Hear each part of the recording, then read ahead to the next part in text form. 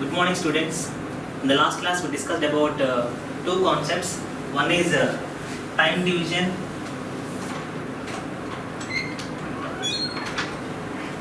In the last class, we discussed about two topics. One is called time division, time switch, and time division, space switch. Okay. Now, in this class, we will discuss another topic called as time multiplexed space switch. So why are going for the next concept called as time multiplexed space switch? So what are the drawbacks in these methods, or in which systems we can use this type of switching? Generally you can see two types of switches, right? One is called for local exchanges and another one is called as transit exchanges.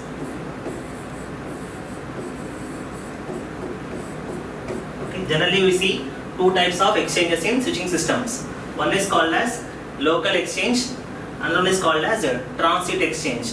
Generally we use these types of switching systems in local exchanges.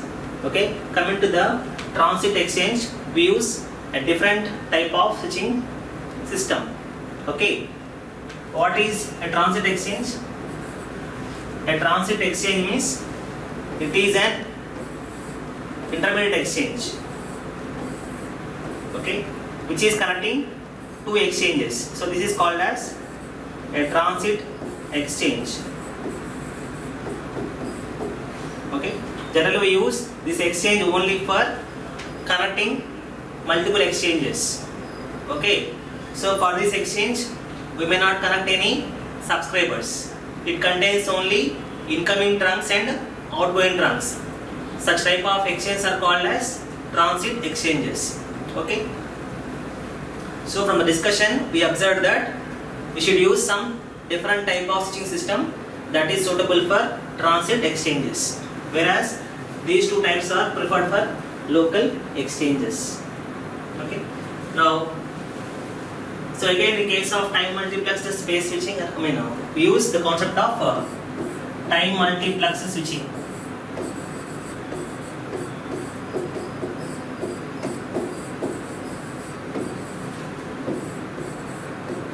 Generally for transit exchanges, you can use a time multiplex switch. So this time multiplex switch can be organized in three different ways. One is I can go for a time multiplex space switch, or a time multiplex time switch, or a combination switch.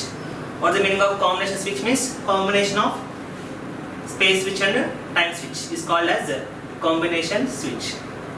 Okay. Now in this class we'll discuss about the first one, time multiplexed space switch. Okay. So coming to time multiplexed space switch. So what are the configuration parameters? Generally, in the previous classes, we came to know that general sampling time TS is how much? 125 microseconds, right?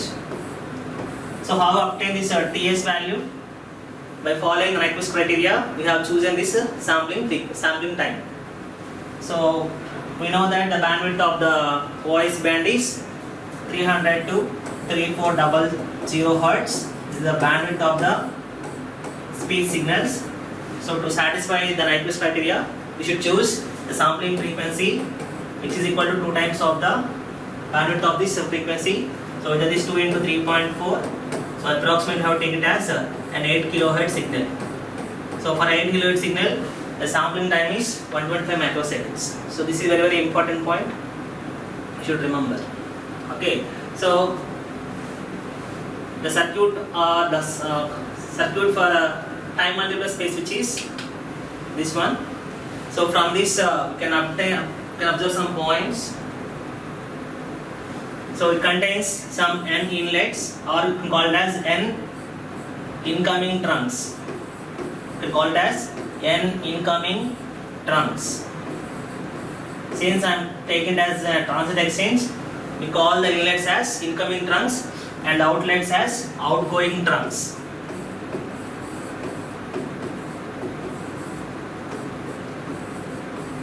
So total it contains some n inlets and n outlets.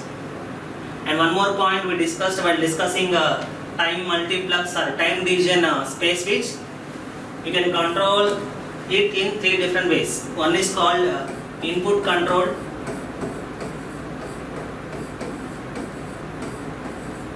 Another one is called as output control. And third one is generalized. So what are the points we discussed in these three are very much similar, and we can apply to the time multiplexed space switch also. So what are the points you come across in input control, output control?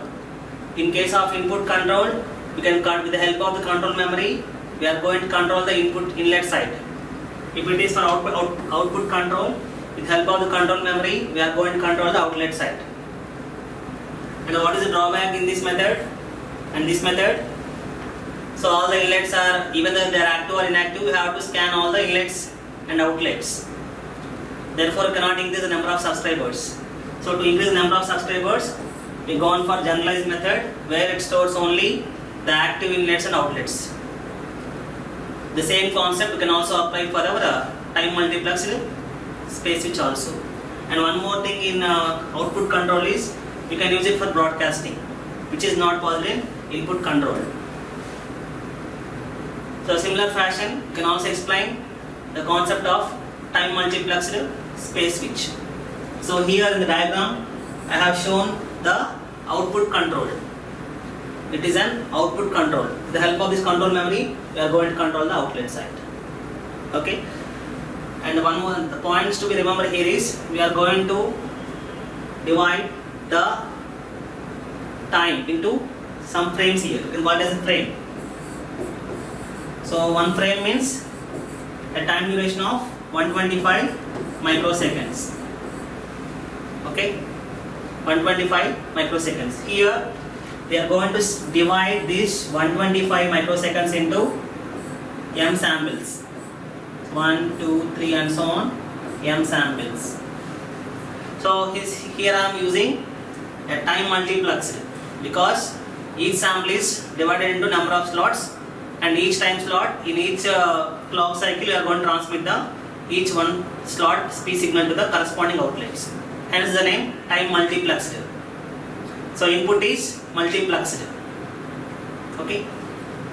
So here you can see there are totally n inlets are there.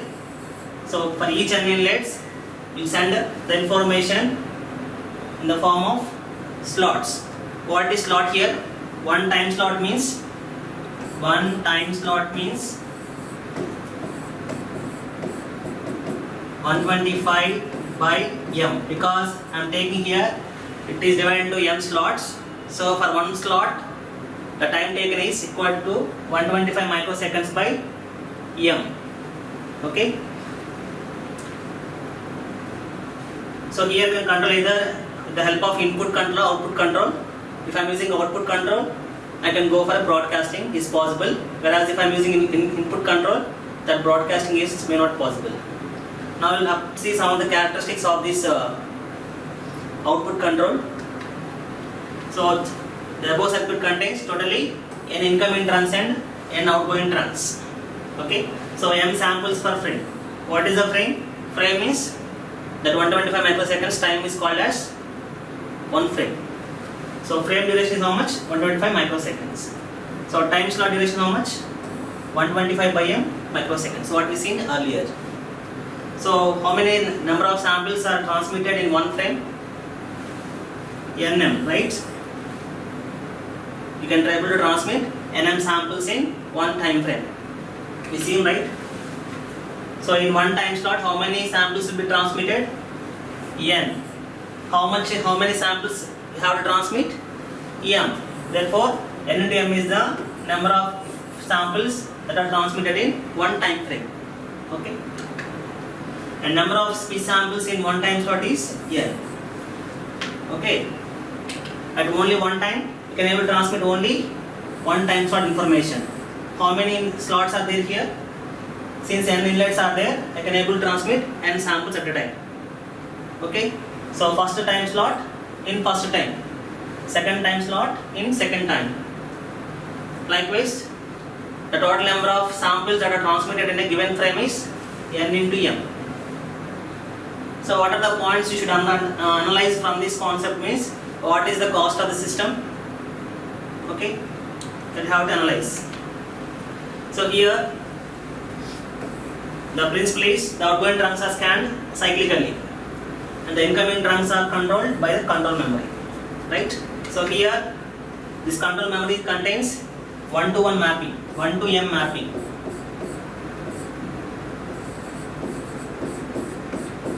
Between the control memory and outlets. So each outlet contains m locations in the control memory. Therefore, what must be size of this control board now? Nm. Since n outlets are there, each outlet should contains m locations in the control memory. Therefore, the total number of words in the control memory are mn. Clear? So m is there and n are there and outlets are there. Therefore, the size of the control memory is n. So number of trunk supports. So how many trunks supports by system is given by the formula. So n is equal to 125 by m into ts. So already see the formula of ts in the previous classes. What is ts is called as sampling minutes. ts is equal to ti plus td plus tm plus tt. What is tt? Time to transfer the data from inlet to the outlet is called as tt. What is tm? Memory access time. Here it is for control memory access time. And dd means time for decoding. And ti means time for increment in the control clock. So you should include all these parameters to calculate the value of ts. Since control memory is performing, you have to read the data m times. Therefore, the number of trunks that can support by this system is 125 MTS. Okay, so this because of this reason, the number of trunks support by this system is very less. So our objective is to improve this number of trunks. So before discussing that, you should see one more parameter called as cost. What is cost of system is cost number of switches plus number of memory words. So how many switches are there? Inlets it contains n, outlets it contain n. So totally it contains n plus n. Total it contains 2n switches. Okay. What about number of memory words? We already seen it contains totally mn control words. Therefore, 2n plus nm is the cost of this system. If you compare this with the single stage switch, in case of single stage space division, this cost is equal to generally mn square. This is already seen in the previous class. Mn square is the total cost of this single stage space division switch.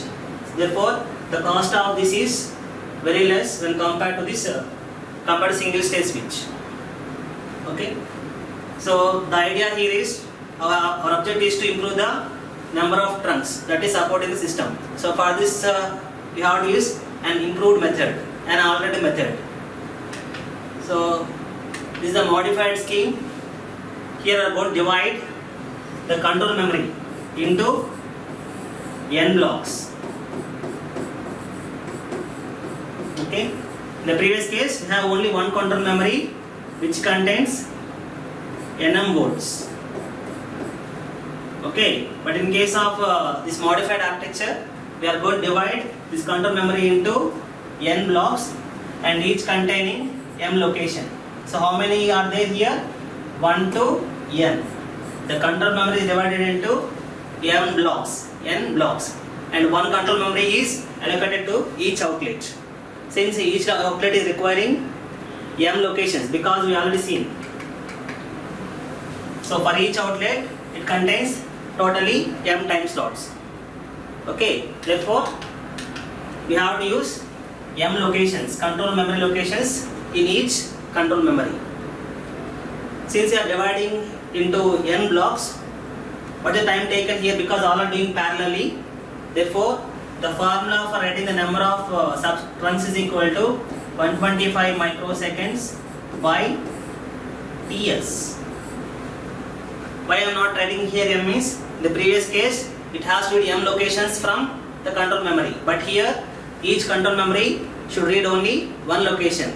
All are doing parallelly, therefore the time required to read all N locations in all N control memory blocks is equal to only 1. Therefore we can take it as 1 TS. Therefore the formula is modified like this. If you compare with previous formula supporting the number of trunks, this is having a very good value. This is more when compared to the previous case. So this is the way you have to improve the number of trunks. Okay, in case of, so what are other parameters I have to consider here? The other parameter is cost. Okay, so the key point is you have to decrease the time cost of CM access. In the previous case it is MTS, now in this case it becomes only TS. Or you can write TS as a TM also if you are neglecting the time for decoding, time for incrementing the counter and time for transmitting the data. If I am assuming that case, I can write it as TS is equal to TM only. What is TM? Generally time, memory access time. Generally memory access time is more when compared with TI and TD and TT. So with these assumptions, I can able to write the formula of N as 125 microseconds by TM. It gives again somewhat larger value when compared to the previous case. Okay. Now coming to the cost. So here as we divided it into number of blocks here. So this is contains N cross 1 first.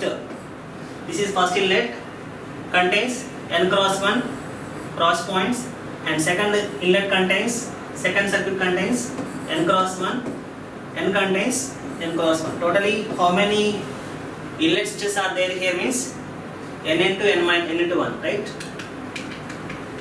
Therefore this is the number of cross points that we have required. Sorry, this is here. Here. This is N cross 1. This is N cross 1 and this is N cross 1. Here it is N. So totally the number of cross points required is equal to N into N cross 1. That means N square. And this is common. Nm is the number of words in the memory, control memory. So again this value is, in the previous case it is 2n plus nm in the first method. In the improved method, the cost is more because it is n square. It is 2n, it is n square. The cost in the alternative method is more, but the important thing here is you can able to increase the number of trunk lengths. That is a more advantageous when compared to the cost of the system. Okay, and this is much more expensive than the former one, but the advantage we are gaining from this type of system is you can increase the number of trunks. Okay, and one more point here is if you compare with our single stage switch, this is having somewhat, this is less when compared to the single stage switch, single stage space switch. So this is about a modified scheme used for time multiplexed space switch. So what are the drawbacks we are coming across in this method is also is it is not fully available. What is the meaning of fully available? Here,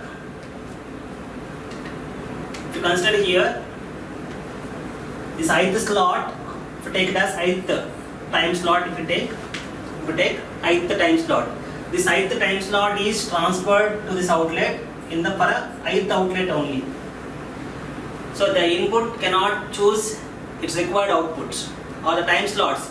Ith time slot should share data with only the ith time slot of outlet only. Ith time slot cannot share its data with the kth time slot. Okay, that means therefore we can say that it is not fully available. Okay, this is a drawback in this type of configurations. It is not fully available. So the word width is log n. So it is not fully available. Subscribers belonging with different time slots cannot be connected. That is what I explained. Ith time slot subscriber cannot communicate to the kth time slot subscriber. That is called as it is not having fully availability nature. And broadcasting is possible. Already we see that with the help of output control we can able to broadcast. That means one inlet is connected to the many outlets. That is called as broadcasting. That is possible in case of this type of control. Whereas fully availability is not a feature present here. So we can also demonstrate this same thing in terms of source multiplexing, how to do, and at the destination how to do the demultiplexing. So source and incoming trunks are time slots, the outgoing trunks time slots and the destination time slots, and time slots of incoming and outgoing trunks. These are the three mechanisms we are going to use in this case of source, destination and trunk demultiplexing techniques. So here we see in the what I explained in the previous case, this time slot k of any incoming trunk is transferred to the time slot k of any outgoing trunk, and therefore a voice sample from slot I of any inlet cannot be transferred to the destination I of one or more outlets. This is the process what we call it as not fully available nature. Okay. So another mechanism here is realizing the same structure with the help of array logic. Okay. In the previous case we seen a crossbar switching system. So generally to realize an array we use a crossbar switching system, but because of advancement in technologies in VLSI we can able to implement these controlling elements with the help of VLSI. So these are comes under electronic switches, whereas in case of crossbars for controlling we use electromagnets.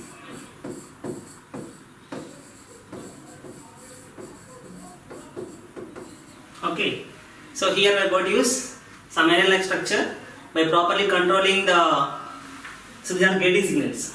These are the gating signals we can use here. By properly controlling the gating signals, we can able to transmit the appropriate data to the appropriate slots. So these are, it contains n horizontal called as inlets, or can take it as outlets also can take, because I am taking here as outlet control I can call it as an outlets, and here it contains m horizontal bars per slots, each time slot. So by activating the corresponding inlets and slots and the outlets, we can able to transmit data from the required inlet to the outlets in a time basis manner. Okay, here what the size of control memory means, it is log m ceiling function. This must be the size of this control memory board. Okay, the size of control memory is having n and width is log m with a base 2. Okay.